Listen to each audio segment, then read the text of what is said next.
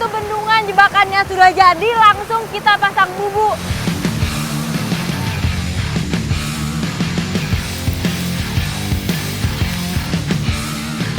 Rasanya pun sesedap aromanya.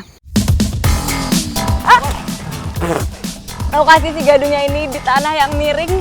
Ini kita juga susah untuk menaruh beban-beban kita tuh di mana gitu. Jadi kita pas lagi narik malah sayanya yang ketarik. Ya, Pak! Waduh. Pak! Aduh.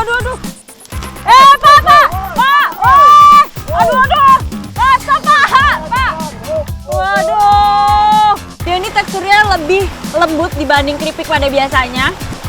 Dan rasanya ini gurih, mirip sama legendar. Jadi pas ya, Pak? Teksturnya mantap, rasanya juga mantap.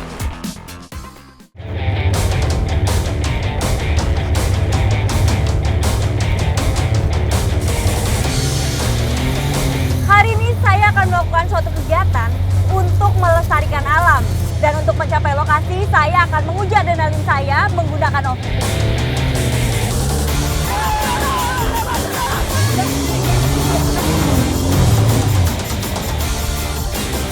Jadi ikan-ikan ini kita lepas dengan harapan dalam waktu beberapa bulan bisa dimanfaatkan oleh warga setempat ya, Pak.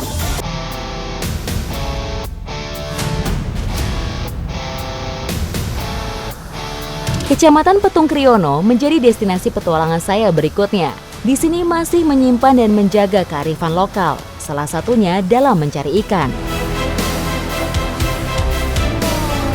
Ribet, Pak.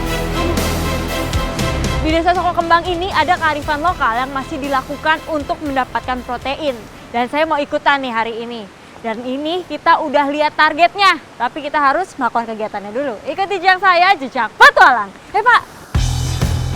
Tradisi mencari ikan seperti ini sudah ada sejak zaman dulu kala dan masih dilakukan meski tidak terlalu sering.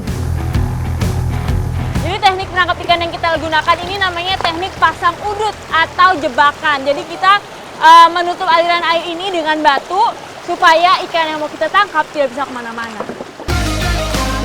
Pasang udut tentu tidak bisa sendirian, harus berkelompok. Selain untuk efisiensi waktu, diharapkan hasil ikan yang didapatkan juga banyak. Aduh, maaf ya, Pak. Nah, ini begitu bendungan jebakannya sudah jadi, langsung kita pasang bubu. Nah, ini tujuannya supaya ikan target kita nggak akan kabur kemana-mana kecuali masuk ke bubu ini.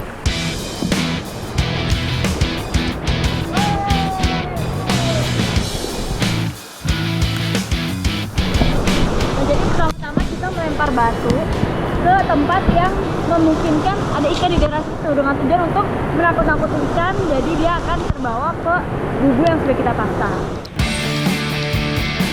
Di tengah kegiatan, hujan turun tanpa diundang, tapi tidak menyurutkan semangat untuk terus menggiring ikan. Nah, ini karena hujannya semakin deras, visibility tadi terganggu, jadi kita nggak bisa melihat ikan yang mau kita tangkap itu kemana, dan mau nggak mau kita harus samping dulu dengan berharap hujannya cepat reda. Karena kalau semakin deras bisa-bisa malah banjir. Ayo, Pak! Satu persatu, batu kami lemparkan ke sungai untuk menggiring ikan ke sasaran.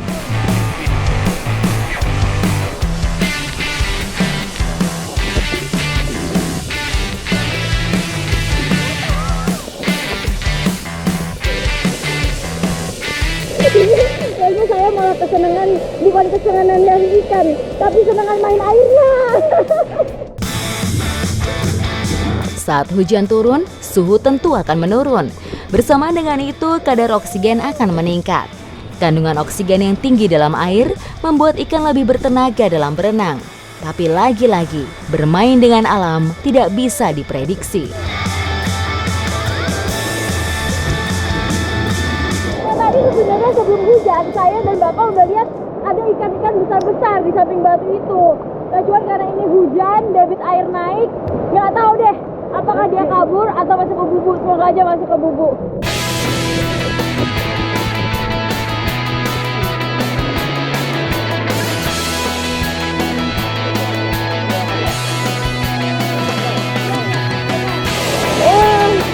Tadi Tadi sebenarnya ikan yang saya lihat itu besar, tapi ternyata kita dapetnya kecil-kecil nih. Ada berapa Pak? 3 ya? 3. Ada 3 biji ini ikan hampala namanya.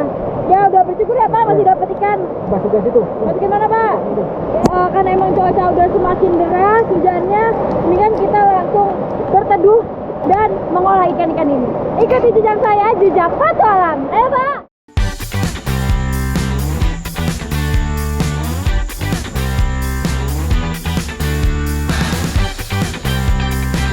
Sembari Bapak menyiapkan kapinya, saya sedang menyiapkan bumbu karena ikan-ikan ini akan kita masak menjadi botok ikan. Ikuti jejak saya, jejak petualang.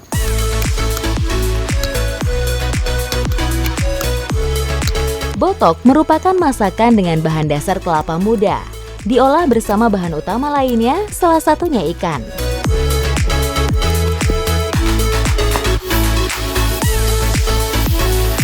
Tadi berhubung kita cuma dapat dikit, dicampur nih ikannya, ditambahkan sama hasil pancingan Bapak kemarin, makanya jadi banyak. Terus tadi juga sebelum dimasukkan ikannya dicampur dengan tumbar daun.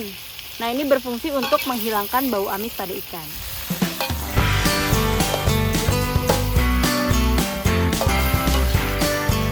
Nah ini dia nih bahan utama untuk membuat botok, yaitu kelapa.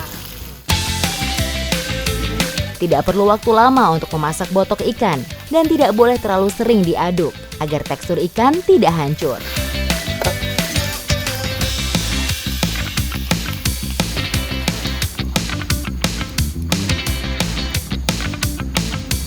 Aromanya ini bener-bener sedap sekali, aromanya bener-bener menggoda. Langsung kita makan aja Pak. Ayo. Ya Pak.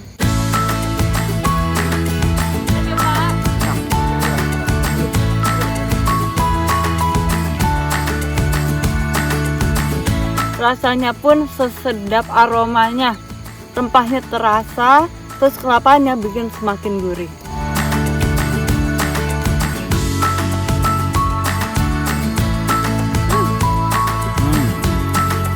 Bukan cuma enak, tapi ikan-ikan ini kaya akan omega 3 dan juga kalsium, jadi sangat bagus untuk kesehatan tubuh. Ikuti jejak saya, jejak petualang.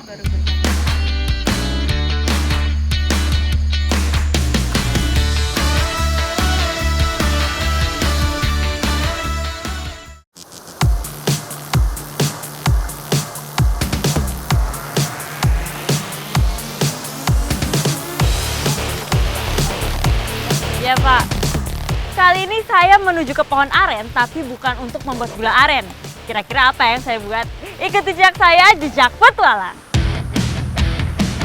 Kecamatan Petung Kriono menyimpan banyak potensi alam. Salah satunya banyaknya pohon aren yang dimanfaatkan salah satunya sebagai sumber mata pencaharian. Ya Pak. Nah ini kita udah sampai nih di pohon arennya, dan yang mau kita ambil adalah kolang kalinya. Itu tuh. Aren merupakan tumbuhan serbaguna. Hampir setiap bagian pohon aren dapat dimanfaatkan. Akar aren dimanfaatkan untuk obat tradisional hingga batang aren untuk berbagai macam peralatan dan bangunan. Dalam sekali panen bisa mencapai puluhan kilogram.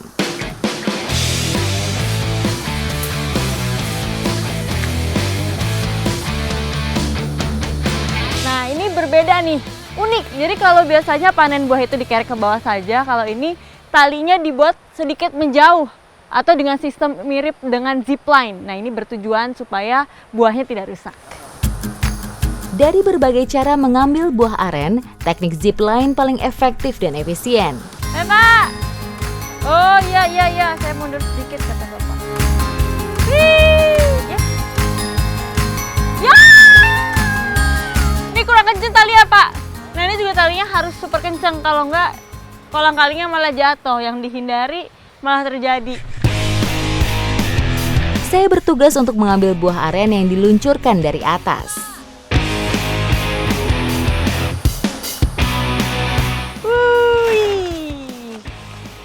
Nah satu janjang ini biasanya terdiri dari sekitar 37 garis seperti ini. Dan satu garis kolang kalinya ada banyak banget. Ini kayaknya ada deh sekitar 3-4 kilo.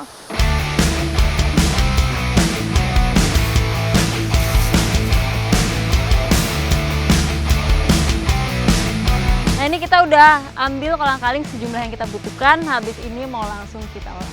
Ikuti jejak saya, jejak petualang.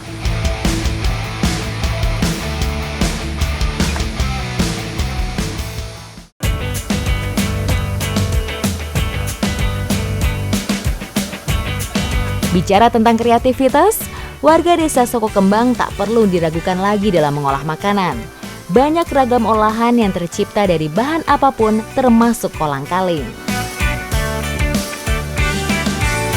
Nah, ini kita juga harus ekstra hati-hati dalam mencabut si kolang-kalingnya. Karena getahnya ini bisa bikin gatel, bahkan bentol-bentol. Nah, ini semua kolang-kalingnya harus direbus selama 3-4 jam. Tujuan perebusan tak lain untuk menghilangkan getah. Nah, ini walaupun sudah direbus tapi tetap keras ya Pak kulitnya. Iya, tetap keras. Ini harus hati-hati dan pisaunya harus ekstra tajam. Kalau nggak malah jari kita ya Pak yang kebeset. Dan ini biasanya satu kolang-kaling berisi 3 butir. Ini mirip-mirip bang siapa?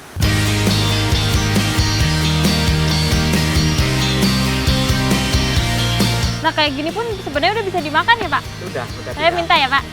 Silakan. Coba ya.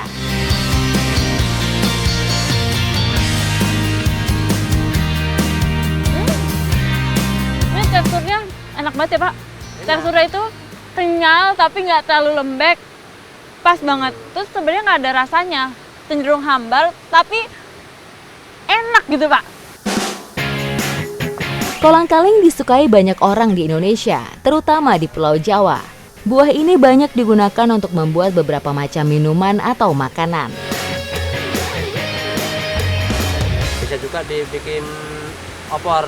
Wah, opor kolang-kaling Pak. Opor kolang-kaling. Wah, ini dimakan langsung aja udah enak, apalagi dimasak opor lagi. Saya juga mau coba nih Pak. Ayo kita masak opornya Pak.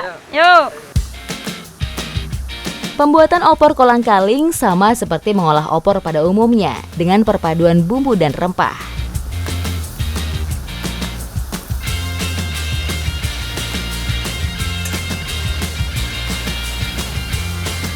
Nah ini begitu mendidih, kuahnya langsung kita masukkan kolang-kalingnya. Ini mirip rambutan ya Pak kalau udah dicuci? Iya. Wah.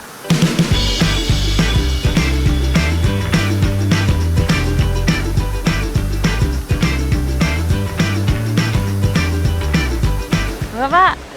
Ayo. Aromanya sedap sekali loh.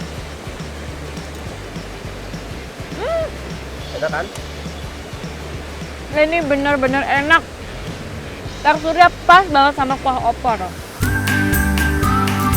Serat kolang-kaling yang masuk ke dalam tubuh dapat melancarkan proses pencernaan, sehingga dapat mencegah obesitas, penyakit jantung koroner, hingga kencing manis. Wah, ternyata perpaduan dua makanan yang gak diduga-duga. Karena kreativitas warga di sini bisa jadi enak sekali loh Pak ini.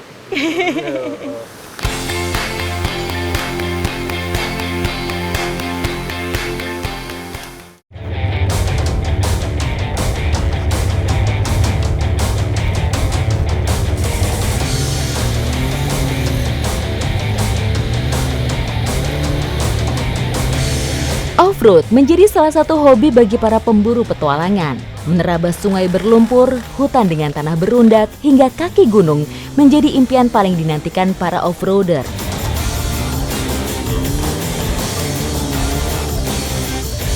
Hari ini saya akan melakukan suatu kegiatan untuk melestarikan alam. Dan untuk mencapai lokasi, saya akan menguji adrenalin saya menggunakan off-road. Ikuti jejak saya, jejak petualang!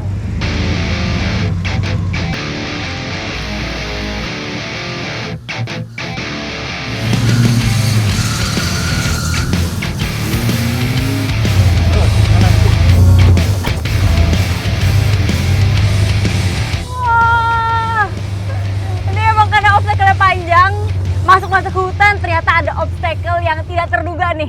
Ada kerumunan kerbau ternyata yang lagi mandi. Jadi kita tadi permisi dulu sama kebunnya. Tapi aman ya? Aman Pak. Dia tidak menghalangi jalan kita. Kita lanjut jalan lagi. Desa Penggarit Pemalang menjadi destinasi petualangan saya kali ini. menjajal dan menerabas jalur hutan yang terbilang ekstrim. Pada titik tertentu, ada saja obstacle yang kami temukan.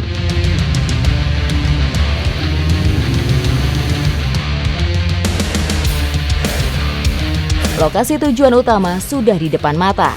Namun untuk mencapainya, saya harus sedikit bermanuver agar tidak terguling.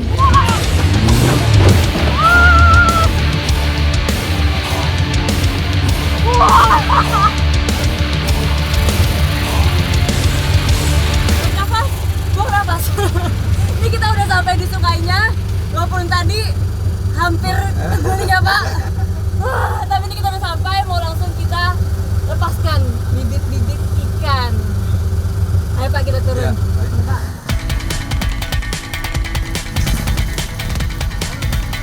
Nah ini nih, jadi benih-benih ikan yang mau kita lepaskan di sungai. Ikan patin merupakan salah satu komoditas ikan air tawar yang telah lama dikenal masyarakat dan memiliki pangsa pasar yang cukup luas, meliputi pasar domestik dan ekspor.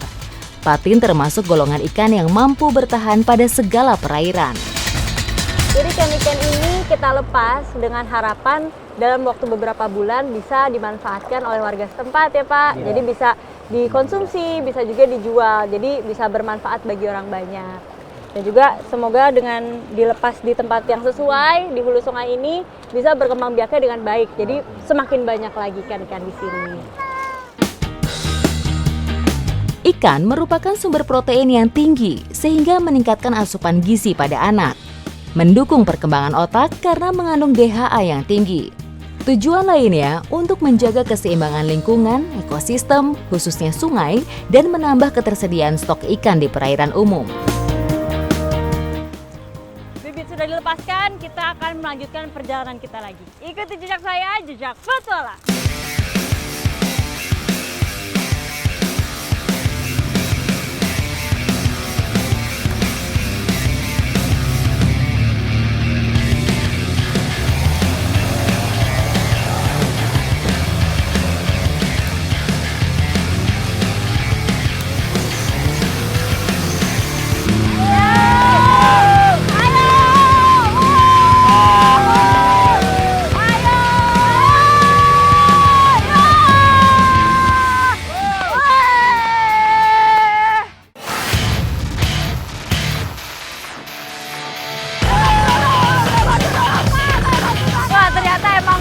Nggak main-main ya Pak, obstacle yang satu ini.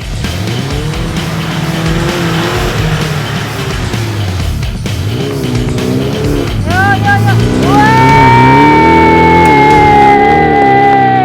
Mantap!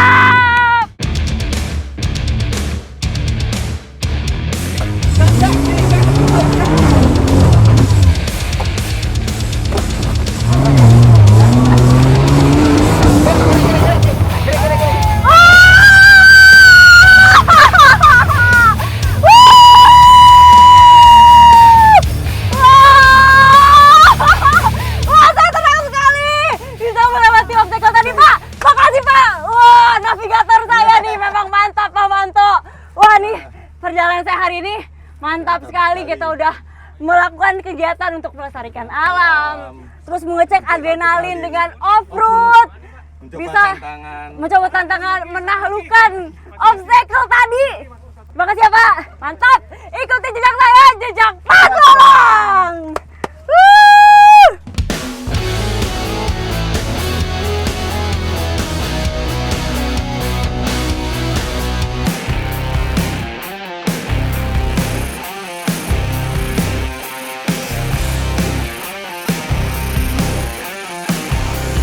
Ada salah satu tanaman umbi-umbian yang sering dijadikan olahan di sini. Dan saya mau cari dulu, ikuti jejak saya, jejak petualang. Umbi gadung merupakan salah satu jenis tanaman umbi-umbian yang tumbuh liar di hutan, pekarangan, maupun perkebunan. Gadung merupakan perdu memanjat yang tingginya dapat mencapai 5 hingga 10 meter. Tumbuh pada tanah datar hingga ketinggian 850 meter hingga 1200 meter di atas permukaan air laut. Umbi biasanya terbentuk dekat permukaan tanah. Umbi gadung dapat dipanen bila sudah cukup tua, ditandai dengan tampak mengeringnya atau matinya tanaman yang berada di permukaan tanah. Nah ini kalau udah besar bonggolnya seperti ini, batangnya juga ternyata tidak sekecil yang tadi ya Pak. Iya, betul. Dia batangnya batang kuat, tapi memang durinya juga semakin besar. Jadi harus lebih hati-hati dalam mengambilnya. Kulit umbi ditumbuhi bulu akar yang kaku, berwarna gading atau coklat muda dengan warna daging putih gading atau kuning.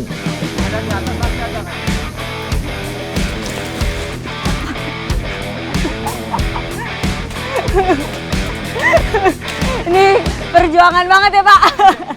Jalannya kepleset, nariknya kepleset.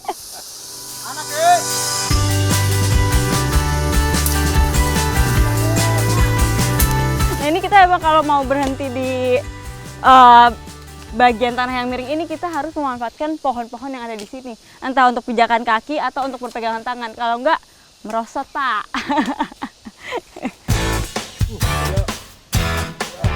Gadung diperkirakan berasal dari timur jauh dan cepat menyebar di berbagai penjuru dunia. Hanya satu spesies yang banyak dikenal di Afrika dan Asia, tapi sebenarnya terdapat sekitar 600 spesies yang tumbuh di daerah tropika dan subtropika, dan hanya 60 spesies yang dapat digunakan sebagai bahan pangan.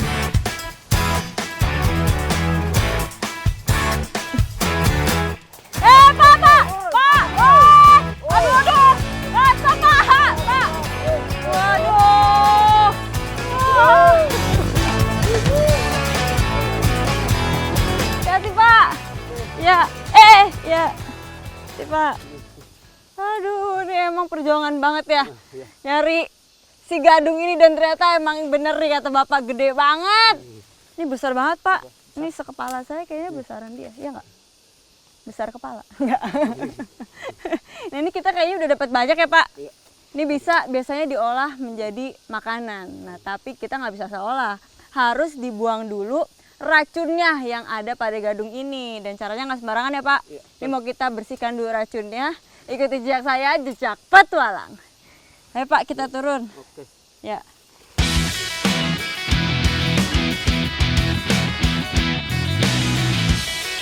Wah, waduh. Pak! Pak. Aduh. Naiknya merosot, turunnya makin merosot lagi ternyata.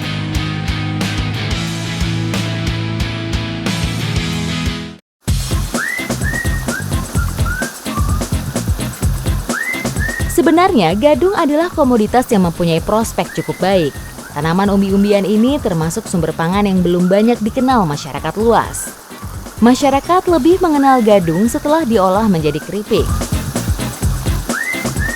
Ini jadi emang kalau memproses gadung ini harus hati-hati juga, jangan sampai getahnya kena kulit, kalau nggak gatel-gatel nih.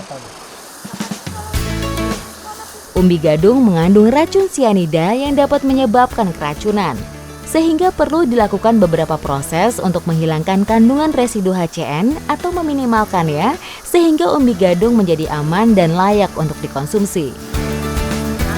Nah jadi kalau bisa dilihat yang putih-putih inilah getah yang mengandung racunnya, dan racun ini adalah sianida. Makanya habis ini tuh harus kita taruh di dalam abu, lalu kita rendam selama beberapa hari. Nanti kalau warna putihnya sudah hilang, nah itu baru tandanya sudah layak konsumsi.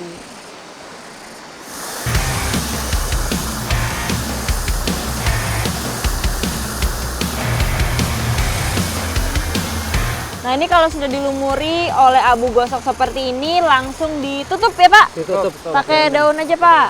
Ya, ditutup selama kurang lebih 1 malam. Dan setelah dia sudah didiamkan selama 1 malam, harus direndam dengan air yang mengalir ya Pak. Direndam dengan air mengalir selama kurang lebih 3-4 hari. Perendaman dalam abu sekam dapat mempermudah pelepasan sianida pada gadung. Hal ini dikarenakan karbon pada abu sekam mampu menarik keluar sianida dari dalam bahan untuk selanjutnya berpindah melalui pori-pori karbon. Nah, ini gadung yang sudah direndam dengan air mengalir selama 2-4 hari akan seperti ini. Jadi sudah bersih abunya, Terus warna air rendamannya juga sudah tidak berwarna putih, berarti itu getahnya yang mengandung racun sudah mulai hilang. Tapi habis ini pun masih belum bisa kita konsumsi, harus kita rebus dulu, baru nanti kita jemur ya Pak, sama beberapa hari lagi. Nah sekarang mau kita rebus dulu. Ayo Pak. Ayo. Proses pencucian dalam air mengalir dan pemanasan yang cukup sangat ampuh mencegah terbentuknya HCN yang beracun. Udah kayaknya Pak? Udah Pak? Udah ya? Ayo Pak, kita jemur.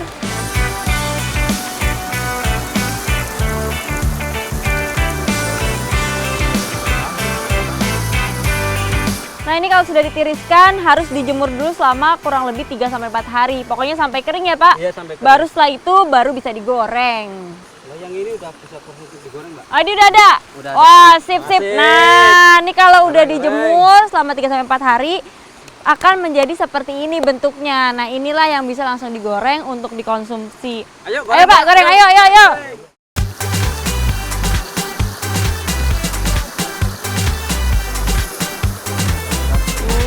Nah jadi emang kita harus menggorengnya dengan minyak yang sudah benar-benar panas ya Pak. Jadi pas masuk langsung dia melebar. Umbi gadung merupakan salah satu sumber pangan berkarbohidrat tinggi, dapat memenuhi kebutuhan energi tubuh. Karbohidrat dalam gadung didominasi oleh pati. Pak, saya mau cobain ya Pak. Ya, monggo. Makan ya Pak, Bapak mau Pak? Ya, monggo silakan. Mau, Pak? Saya satu lah. Ya. Wah, enak. Enak ya Pak ternyata. Enak, gurih. Dia ini teksturnya lebih lembut dibanding keripik pada biasanya. Dan rasanya ini gurih, mirip sama legendar. Tapi dia nggak seasin gendar. Tak hanya dijadikan keripik, gadung mempunyai kegunaan lain, seperti pengobatan pada beberapa jenis penyakit. Seperti kencing manis, rematik, irisan umbi gadung juga sering digunakan sebagai obat luka dan masih banyak lainnya. Nah ini keripik ini ternyata walaupun prosesnya panjang dan emang krusial ya harus dilakukan karena itu berfungsi untuk menghilangkan racun yang ada di dalam si gadung ini. Tapi pas dicoba rasanya enak, sangat worth it. Gurih. Mantap nih. Ikuti jejak saya, jejak petualang.